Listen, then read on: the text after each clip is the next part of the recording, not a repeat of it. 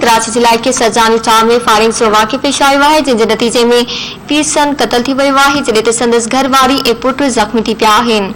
माजीवल जी सुञाणप 60 वरीह जे अब्दुल सत्तार तोरथी, अब्दुल वहीद ऐं मैमूना ज़ख़्मी थी पिया। पुलिस चवण आहे त वाक़िओ पुर दौरान मुज़ाहिमत ते पेश आयो आहे। लाश ज़ख़्मी खे अब्बासी शहीद अस्पताल मुंतकिल कयो वियो आहे।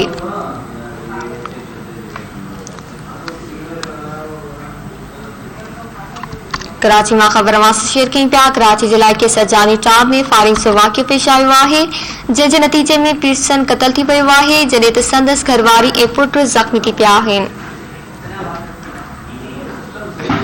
माजीवल जी सुञाणप 60 वरीह जे अब्दुल सत्तार तोरथी, अब्दुल वहीद ऐं मैमूना ज़ख़्मी थी पिया।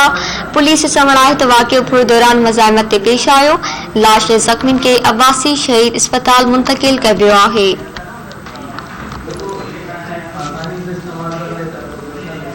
कराची में खबर शेयर कई पिया। कराची जिले के सरजानी टाउन में फायरिंग जो वाक़िओ पेश आयो है, जंहिंजे नतीजे में पीरसन क़त्ल थी वियो है, जॾहिं त संदसि घरवारी ऐं पुट ज़ख़्मी थी पिया आहिनि। माजीवल जी सुञाणप 60 वरीह जे अब्दुल सत्तार तोरथी, अब्दुल वहीद ऐं मैमूना ज़ख़्मी थी पिया। पुलिस चवण आहे त वाक़िओ पुर दौरान मुज़ाहिमत ते पेश आयो। लाश ज़ख़्मी खे अब्बासी शहीद अस्पताल मुंतकिल कयो वियो आहे।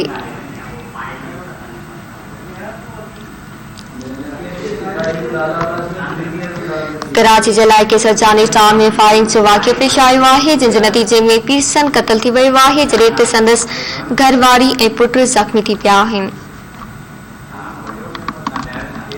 माजीवल जी सुञाणप 60 वरीह जे अब्दुल सत्तार तोरथी, अब्दुल वहीद ऐं मैमूना ज़ख़्मी थी पिया। पुलिस चवण आहे त वाक़िओ पुर दौरान मुज़ाहिमत पेश करण ते आयो। लाश ज़ख़्मी खे अब्बासी शहीद अस्पताल मुंतकिल कयो वियो आहे।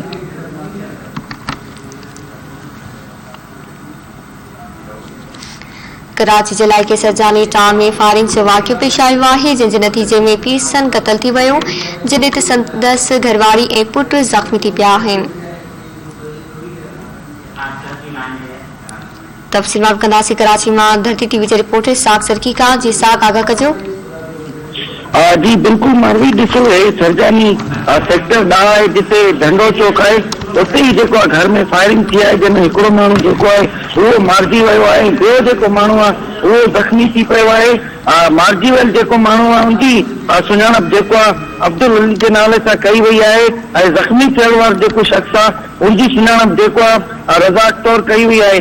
ॿुधाए पियो वञे त इहो घर में जेको आहे ज़ाती झगड़े जे सबबु इहो वाक़िओ पेश आयो आहे, ऐं जेको मार्जीवल शख़्स आहे उनजी लाश खे ईदी सर्दखाने मुंतकिल कयो वियो आहे, ऐं जेको इन वाक़िए में फायरिंग जंहिंमें ज़ख़्मी थियो शख़्स उनखे जेको अब्बासी शहीद अस्पताल चीफाबल ज़रिए मुंतकिल कयो वियो आहे। पुलिस वाक़िए वारे हंधि आहे, पुलिस वारनि जेकी जांच आहे उहा कई पई वञे। वाक़िए वारे हंधि ते पुलिस खे 3 होल मिलिया आहिनि गोलियुनि जा। पुलिस पारां ॿुधाए पियो वञे त घर जे अंदरि इहो वाक़िओ पेश आयो आहे, जिते जेकी जांच आहे उहा कई पई वञे, ऐं हिकिड़ो जेको माण्हू आहे इन वाक़िए में उहो ज़ख़्मी थियो आहे, ॿियो जेको माण्हू आहे उहो मारिजी वियो आहे। जी महिरबानी साग सरकी तफ़सील जे लाइ।